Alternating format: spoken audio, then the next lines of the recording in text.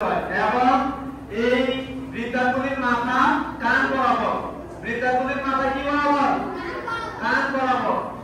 উভয় হাতের তালু কেবলামুখী, আঙ্গুলগুলো হবে সোজা, আঙ্গুলের ডগা সোজা হবে এবং আঙ্গুলের মাঝে স্বাভাবিক ফাঁকা থাকবে। এরকম না আবার একদম খিচ্চা থাকবো, এরকম না। ওই যে কানের পিছে রাখছে, স্বাভাবিকভাবে সোজা রাখো, কেবলামুখী রাখো। অনেক কঠিন, অনেক কঠিন, এত সোজা না, অনেক কঠিন।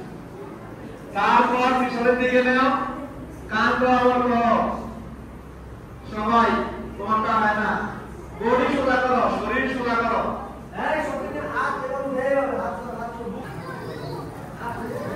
কথা নাই, সামনে তাকাও, সবাই সামনে তাকাও, সবাই সামনে তাকাও। এই হাত তো কথা নাই, সামনে আসো। হাত পাঁচটা নাভির নিচে, কোথায়? নাভির নিচে। এখন তো তোমরা সানা পড়বা, এটা পড়বা সুবহানাল্লাহ, ঠিক আছে?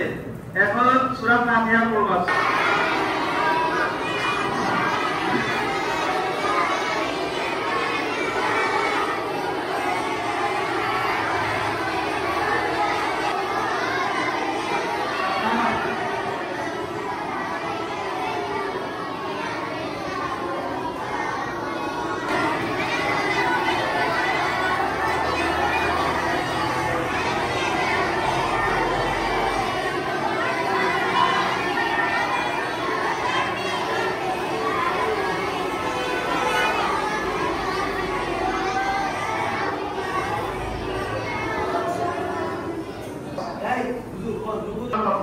দুই নম্বর কথা, রুকুতে তোমার নজর থাকবে পায়ের বৃদ্ধাঙ্গুলির দিকে। কোথায়?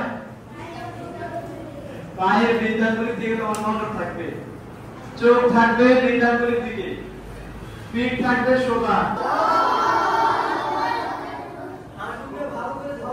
হাঁটুতে ধরো, স্বাভাবিকভাবে আঙ্গুলকে প্রসারিত করো, হাঁটুতে ধরো। প্রত্যেকের হাঁটু সোজা থাকবে, হাঁটু সামনে ভাঁজ হবে না, হাঁটু সোজা আঙ্গুলের দিকে।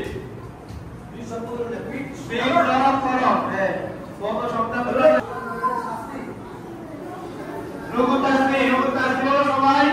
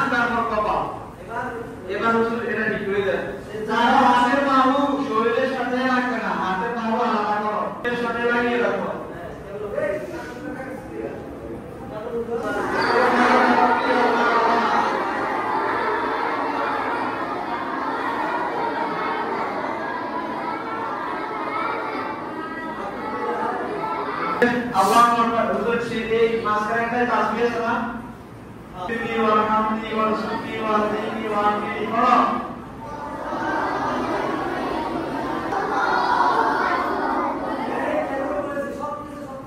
আলাদা সব আলাদা থাকবে, হাত জমিন থেকে আলাদা। সিজদা তাসবিহ বলো।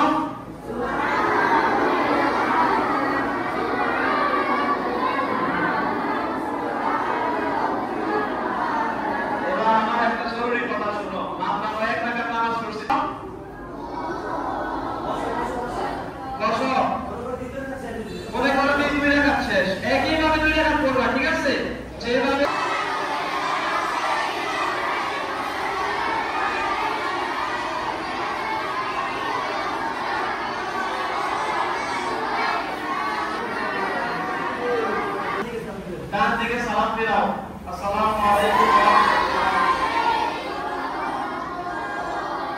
আসসালামু আলাইকুম। ডান দিকে সালাম ফেরাও।